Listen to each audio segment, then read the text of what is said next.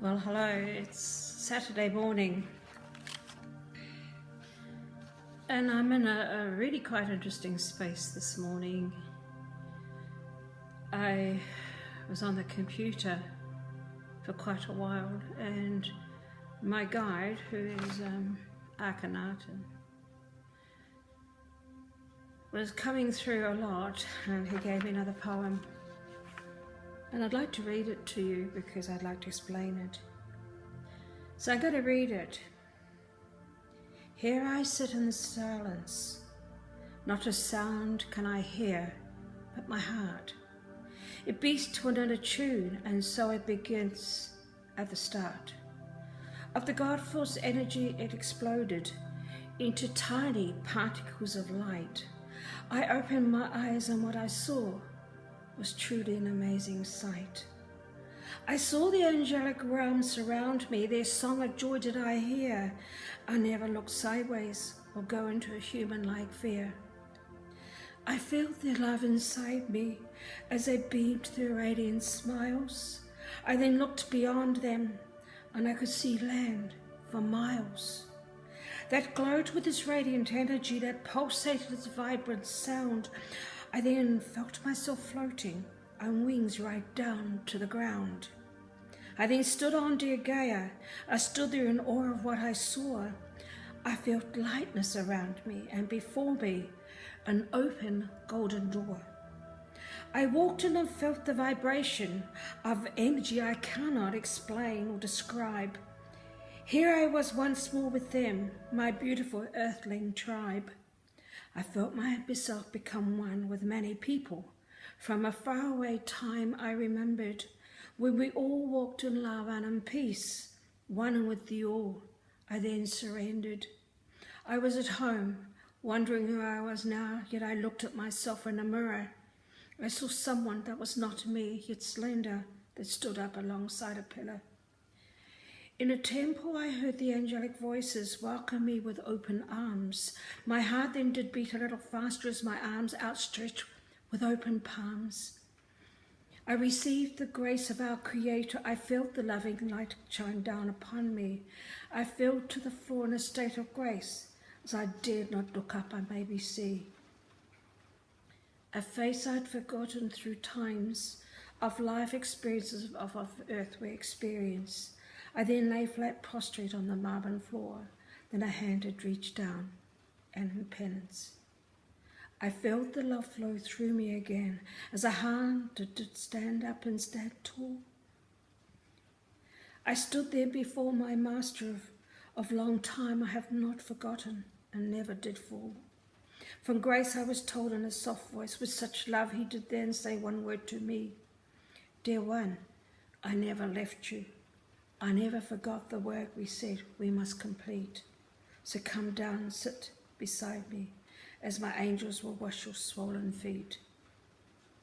It is now time to remember who you are. It is time you come back to the source of where you once came from, and now let earth take its own dizzy course.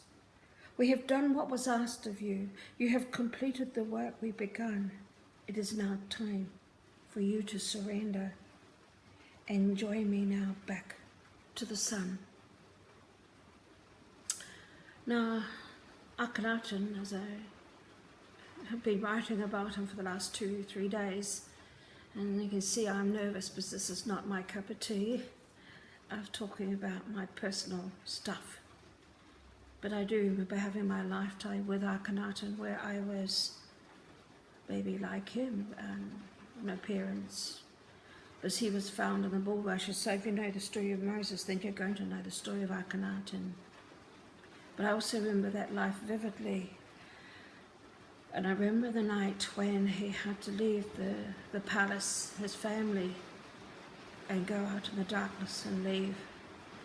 And the reason was is they were going to kill him because he was bringing in the new religion.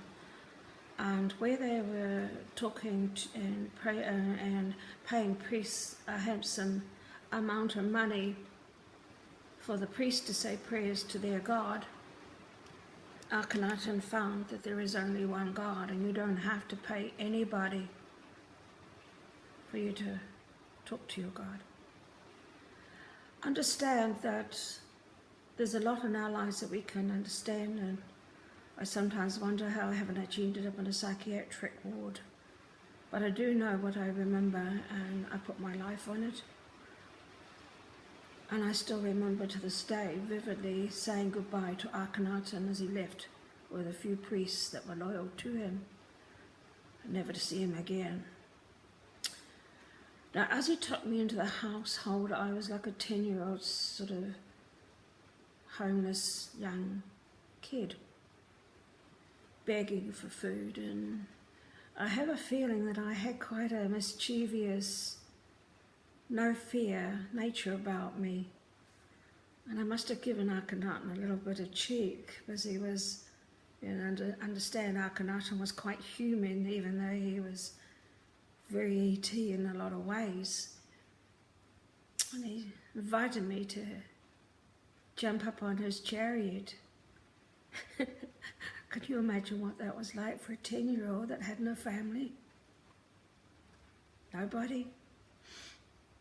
Can you imagine what it would take for someone to understand what it would do? He's right here now with me because he always makes this eye leak. It takes one to know one, doesn't it? How can you feel compassion for someone who's suffering from pain if you haven't experienced that pain? How can you experience poverty if you've never gone without? And because Akenhaten was taken into the palace and then brought up by the princess, the Pharaoh's daughter, who was childless, he knew where he came from, so therefore I think that's what he saw in me. And the lessons are to always remember who you are. And that's what Akenhaten was here to teach, that there's only one God. And people said, well, who is your God? He's your God. Is it alcohol, drugs, food, chocolate? Who is your God? Where does this God live? What is it that you need to do to get back to the source? It's so simple. Come on, you know I talk about all that. So does every other person on Facebook. It's called love. And it's about loving yourself, loving everybody around you, no matter who they are. And when Akenhaten said you don't pray to idols, that's wrong. You don't have to pay the priest to say your prayers. You don't have to pay the priest for healing. All you have to do is go within and become that what you are, an essence of God. So that's what that poem was talking about, where the golden light, because as I was typing it, I was actually in that space. So I don't know if there's any spelling mistakes, but usually Akenhaten doesn't make spelling mistakes. It's me that does it. But people asked, well, where's your God? So where is God? Could you tell me? So the people need to know where God is. So I've got my trusty antique Egyptian knife, whatever it is. If you have a look up here, that's the sundial. That's God. And if you can see all these rays of light coming down, that's energy. That's love.